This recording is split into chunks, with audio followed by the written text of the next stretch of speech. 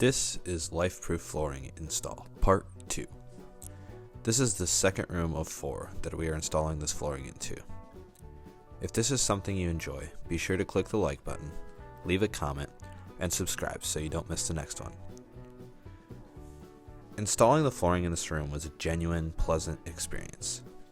Part of that could be from the fact that this is a much smaller room, or that we did in fact learn from installing in the living room.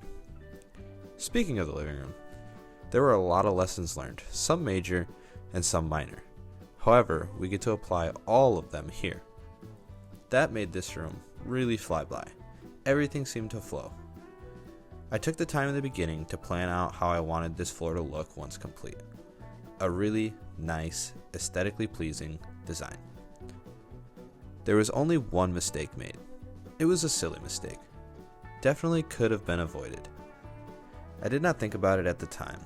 I was lining up my cut on the same seam as the previous board. It needed to be lined up with the staggered seam.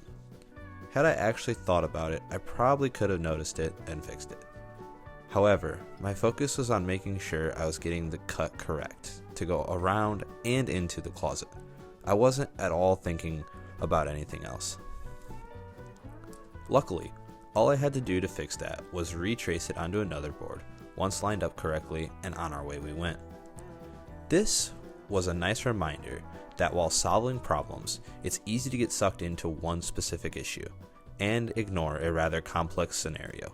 But at the end, you should always take a look at the broader picture. Make sure that the solution you come up with solves the whole problem, not just one piece of the problem. Thankfully, that was the only real snag of this room. The only other challenge was ripping the boards that go along the wall, but we already knew how to do that thanks to the first room. So it just took a little extra time, but no sweat. I wish the other 2 rooms went as well as this room. But what's life without a few problems to solve though, am I right?